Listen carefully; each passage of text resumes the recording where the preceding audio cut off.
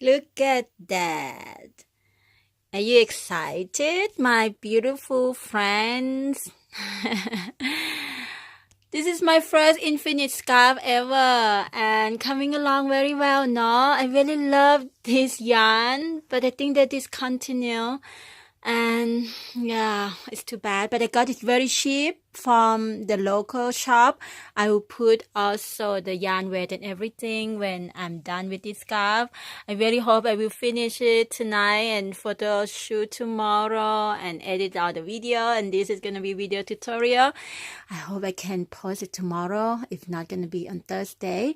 But I want to ask you if you're interested to get this written pattern as a gift, because I'm thinking of give you something, because now it's a holiday season and I really want to give you something that you would like and you would likely to make it for yourself, not just to have it and don't do anything with the pattern. So comment under this video if you would like to have the written pattern also as a gift when you sign up to my love letter. And if you are already on my love letter list, you will automatically get it, that for sure.